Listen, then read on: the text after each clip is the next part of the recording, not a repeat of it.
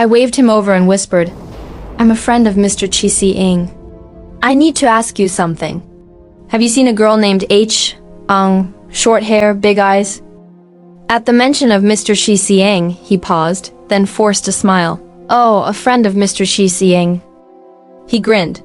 "Recently, a few people have asked about a girl named Eun-young, but I haven't seen her." "Now you're looking for her too?" I sensed something off. "Who else asked about her?" He nodded toward the back door. I turned and saw a middle-aged man standing there, holding a photo, asking passers-by. He wore a worn jacket, torn jeans, and greasy, dusty hair, a typical construction worker in Saigon. Before I could stop her, Mai approached him. The man quickly showed her the photo. "Have you seen my daughter?" I followed and looked at the picture. It showed a thin girl just over 20 with short hair and big eyes, dressed simply. She looked delicate but had a vacant stare, as if distracted when the photo was taken. Though I hadn't asked yet, I was almost certain this was Hye-cheong. Sure enough, the man choked up. "My daughter's name is Nuyeon Dao Hye-cheong. She said she was going out with friends, and hasn't come back for 10 days. Don't worry, let's find a place to talk," I said, signaling Mai to follow as I led him outside the bar, where Saigon's air still carried the scent of rain and the hum of. The man Nguyen Vinayi worked with his daughter Hye-cheong as construction workers in District 7. 10 days ago, Hye-cheong said she was going out with friends, and he hadn't seen her since. I exchanged glances with Mai and probed, "What's your daughter's personality like?" "I heard a story." I recounted Toon's story, emphasizing the girl named Hye-cheong. Unexpectedly, Mr. Lee slammed the table and stood, furious. "Who's slandering my daughter?" "I'll get justice." Mai asked curiously, "Sir, how are you so sure she didn't do it?" Mr. Lee clenched his fists, grinding his teeth. "My daughter is mentally disabled.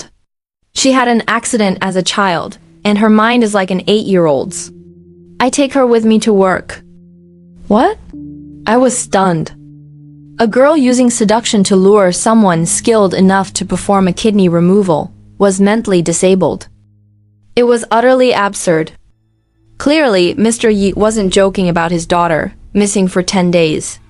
When he learned Toon had met Hye-cheong a few days ago, he begged us to take him to see Toon. I also wanted to confront Toon again. His story was full of holes and hard to believe.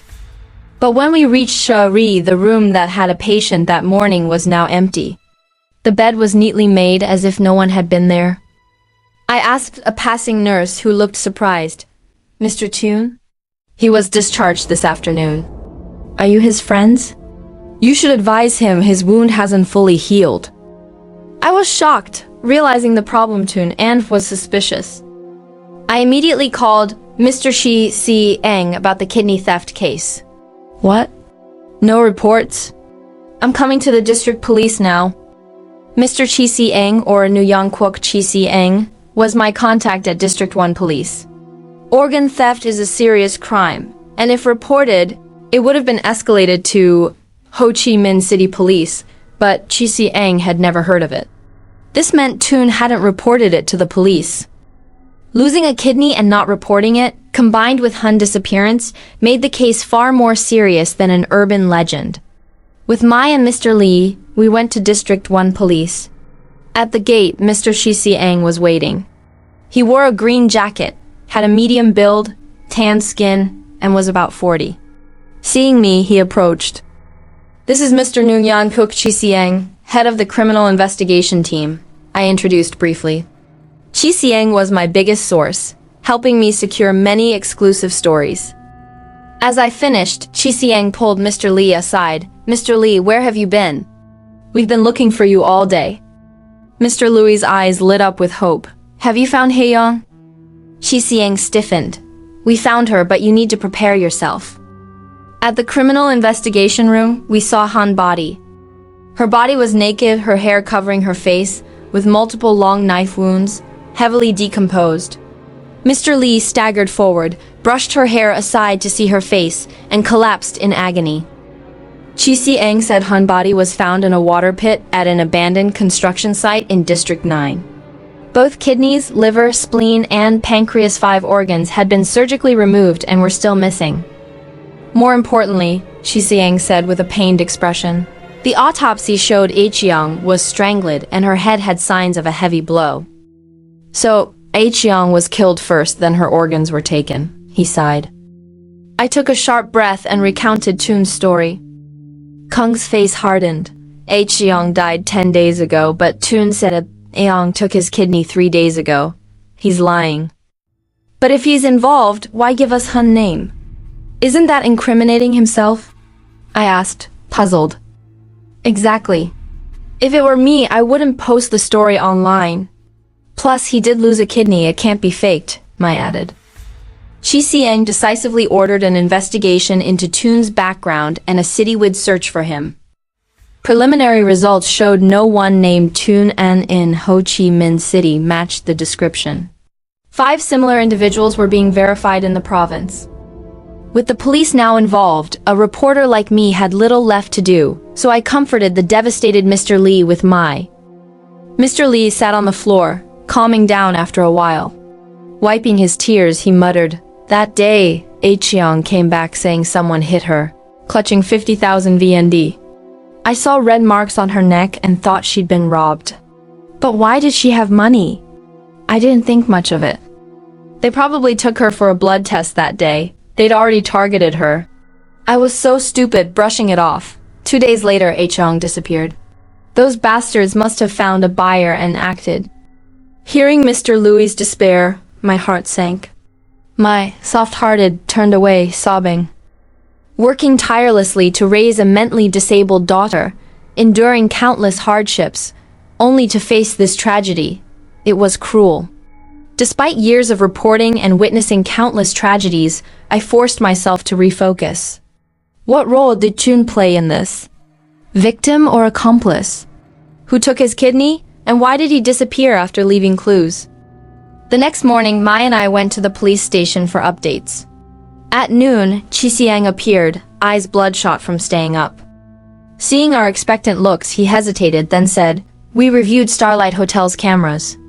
That night, Tun entered the room alone, and until the ambulance arrived in the morning, no one else entered. Tun was alone. So the kidney-stealing girl was a lie? I asked, did he cut out his own kidney? Chi Xiang shook his head. The cameras showed Tun was fine when he got into the ambulance, with no wounds.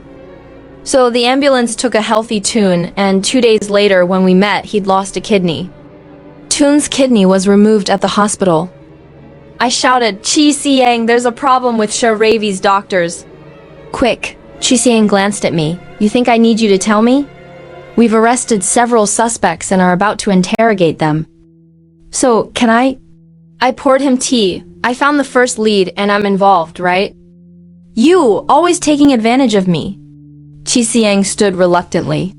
Follow me, but you can only listen. No questions. No publishing until the police make an announcement. Got it. Nguyen Vinh Hu Ravi's surgeon. You performed Tun's kidney removal surgery, correct? Yes. I was blinded by money. You knew it was illegal, didn't you? As a doctor, don't you feel guilty? Sir Tun was willing. He sold his kidney for a new phone. I just performed the surgery for extra money. At worst, it's a violation of medical practice, not a crime, right? What about Nguyen Dao Hechang? How do you explain her death? What? You know already. Stop dodging and confess. The job came from Mr. Sang. He said he had connections in the police and courts. 2 weeks ago, he told me a death row inmate was about to be executed and had been tested for compatibility, so I could take the kidney. 10 days ago, I and 2 other doctors went to the District 9 construction site to harvest the organs. Chiang was clearly murdered. As a surgeon, didn't you notice? I suspected, but Mr. Sang is notorious. I didn't dare question. During the surgery, the girl seemed not fully dead yet. She grabbed my hand. We were terrified but finished the job. The interrogation continued, but I couldn't bear it. I stepped into the hallway and lit a cigarette. Minutes later, Chi Xiang came out and patted my shoulder. Who's this Mr. Sang that Doctor Who mentioned? I asked hoarsely. Chi Xiang lit a cigarette and took a drag. Mr. Sang is a major organ trafficking boss in the south, long under police surveillance. But he's only a middleman, never directly involved, and his movements are secretive, so we lacked evidence to arrest him. If Hu's testimony is true and H. Yong was deliberately killed, Sang won't escape this time. What about Dr. Hu? I asked. Chi Siang paused, then said he has a transplant surgery license, and the procedures were legal. He claims he was deceived. He might lose his license, but without more evidence he could be released. Released? I snapped. Didn't you hear? Sang only needed 1 kidney, but Haecheong lost 5 organs. Who's a monster? Chi Siang stayed silent. I pressed on. Look at Mr. Lee now. Can you face him? Where are Han organs? At least let her rest in peace whole. Chi Siang sighed and walked away. Only catching Sang will resolve this. But he and Hu used one-way communication. He's too cunning. I'll keep tracking Toon. I finished my cigarette and was about to toss the butt when I saw Mai at the door. She'd been quietly following, just watching. Noticing me, she walked over and offered a plum candy. Eat this, it's sweet. According to Dr. Hu, Toon was introduced by Mr. Sang, not from Saigon, and came to sell his kidney. Per the deal, Toon went to Starlight Hotel first, and Hu arranged the hospital, secretly sending an ambulance to pick him up for surgery.